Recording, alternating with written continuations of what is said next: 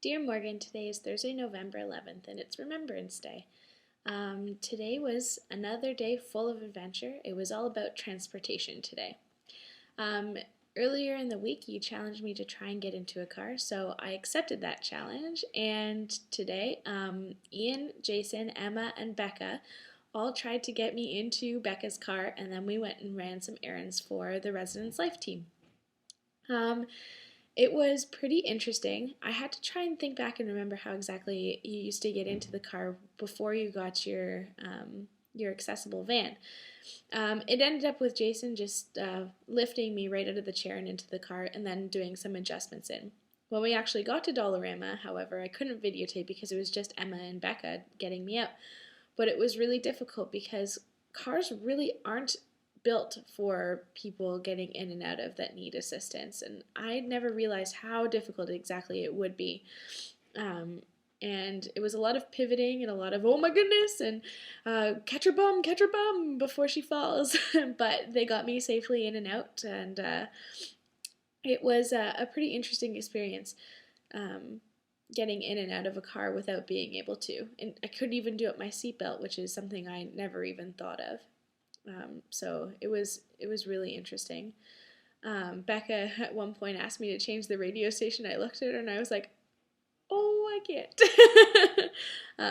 So it'd be really interesting to get some sort of like clicker thing that passenger seat or the person sitting in the back, like in your accessible van. If you're sitting in the back, you could change the radio station from where you're sitting to. That would be cool.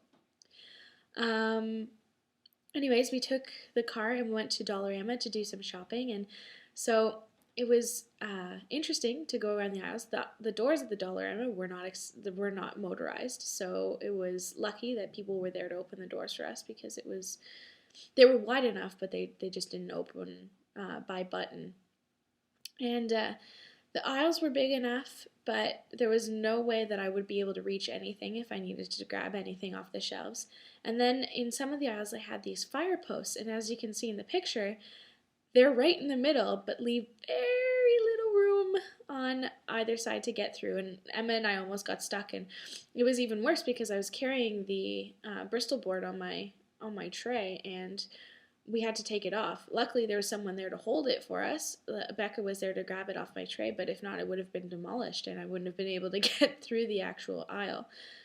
So interesting that they would have put a fire pole right in the middle of that. Well, it's the one, a telephone pole, whatever it is, but it was made it really difficult to get through the aisle. My second mode of transportation for the day was the city bus, and Erica, Emma, and I went out to Waterloo Square tonight to attend a Remembrance Day praying for peace ceremony, which was really beautiful. And we decided to take the bus to get there. So I wasn't sure what to expect. I didn't know what was going to happen. But when the bus pulled up, the hydraulics went down. There's a flap that came out, just like a ramp in your van comes out. It just flips over. And then Emma wheeled me right up into the bus, and there's two sections on either side for me to sit in. And the first bus was okay because there was no one sitting on the other side, but on the bus home, it was a bit difficult to get me pivoted around to get out again because there was people sitting on the other side of the aisle, and there was a slightly limited space between where I was and the aisle and the people sitting across the aisle. Not to mention, buses at 7 o'clock at night have tons of people rushing onto them to get home, and we almost got stuck on the bus because so many people were getting on before we could even get off, and before the bus driver could even get the ramp down. So it was a really interesting experience. What another thing I noticed in downtown Kitchener, we were outside for the ceremony, and it is really cold outside when you can't move to keep warm. And I had Emma and Erica were rubbing my arms and everything to keep me warm, but I was shivering because I couldn't move my legs or anything to generate any warmth, and my feet are still cold. They still feel like popsicles. So you must really have to bundle up when you go out. Something I didn't really notice, but definitely either that or you have wonderful body heat. um, And then the other thing I just noticed in town was the same thing that I noticed about Ring Road, is that the curbs really dictate everything you have to do, because you have to cross the street in certain areas, you have to take certain sidewalks just so that you can get to those dips, so that you can get onto the road or get onto different parts of the buildings and that type of thing. And every move, every inch is dictated by which curb you can move on next. And I guess I'm wondering how long it's going to take for them to get into the slanted curve system, which I think is a lot easier to get around, because that means any person in a wheelchair can cross at any point in time they need to. This whole issue with the curbs and with doors and everything, and all the trouble that I've run into and you must see every day, I realize it's just one giant design problem. I mean, Spencer mentioned it to me last night after he was walking. He's like, everything you're mentioning is just about design. And it's totally true. I had a conversation with some people today about this outlook on the project, and one of the people I was talking to said, it's just a slight lack in social responsibility when we're doing things in the community. And it's even the littlest things, as to where you're putting the gate when you're creating a construction site. They happen to cut off the accessibility of an entire sidewalk just by a couple inches of where the gate is. Like, it seems like these things can be fixed so easily by just asking some questions that may seem stupid, but asking the stupid questions. And I guess that's what I'm trying to do right now. But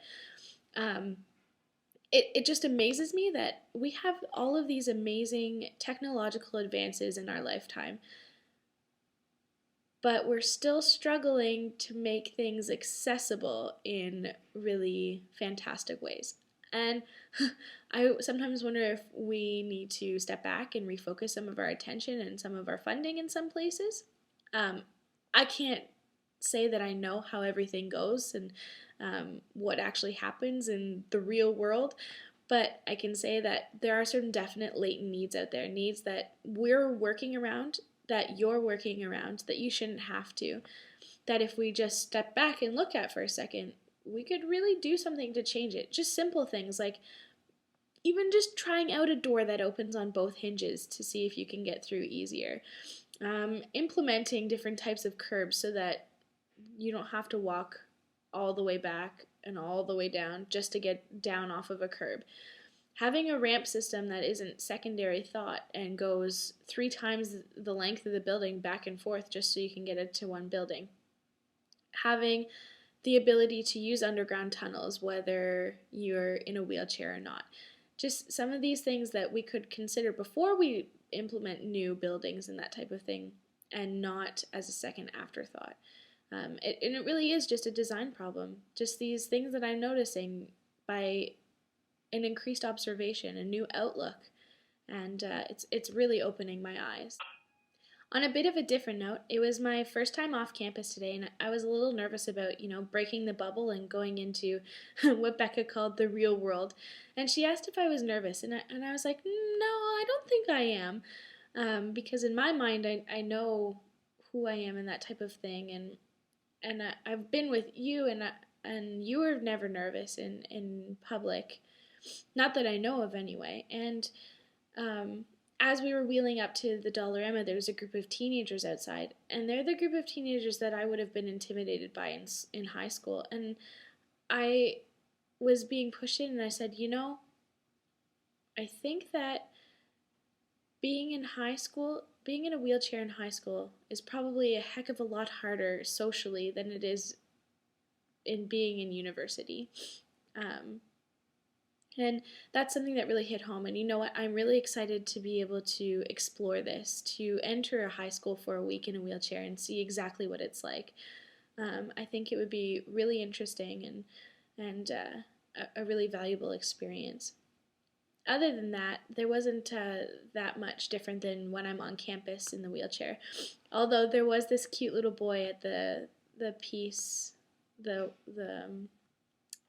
Remembrance Day thing, and he just was standing there and staring at the chair and just wide-eyed, and I smiled at him, and he kind of tentatively smiled back. And then there was this other little girl as we were walking away, and she saw my poppy, walked right up to me and said, "I have a poppy too, but mine's just a sticker." And it's really interesting because I don't know, this is just my speculation, but I wonder if it's because it's something about being closer to their level, being on their level, having easier eye contact with them that makes them reach out so quickly and easily. I mean, I'm not a psychologist and I've not studied this type of thing, but it would make sense to me. Like I am right in their line of sight because I'm so low. Um, and it's an instant connection. So it was really neat to experience that, whereas most people just look right over top of my head. Other than that, Deanna called today, and her class in England is watching, which is really cool. She said hi, and that's another thing that I'm excited to explore. I mean, I'm hoping to explore high school, but I'm also hoping to go to England and try out some tourist type things in a wheelchair, exploring a completely new city in a wheelchair. So that's something I'm looking forward to doing as well. And you know what? Being in Waterloo and trying out all these new transportations and walking around campus and rolling around campus and rolling around the city and is giving me a good basis of what to look for, what to see, and to take into consideration what we do have that some other places might not have and what they have that we don't have. It's a really good place to start, and I am learning a lot. One last thing. Thanks for responding, Mark. And something you said really stuck out to me. And you said it's the limitation, not the label, that's most discouraging. And that you want to go to college, but you might not be able to because of your disabilities. It might prevent you from doing that. And I guess this is what we're trying to work towards, is figuring out how it's not going to prevent you anymore. And I think that's something we can do. And you're totally right. It is the limitation, not the label. That's a beautiful way to put it. And one more thing I want to share with you is this idea we had today, and that's because you love your iPad so much and like to play with it and do all your work and can really do lots of stuff with it.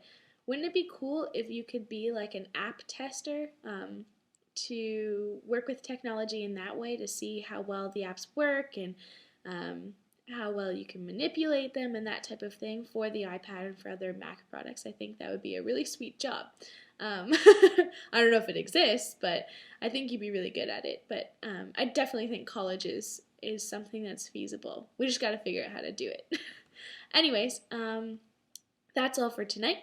And I think I don't know what's going to go on tomorrow. Maybe it'll just be like a see what happens type of day. But Saturday, I'm definitely going out for dinner, to the mall, and to a movie. And I'm excited to see where that's going to take us. And I will talk to you soon. Love you lots. Mac.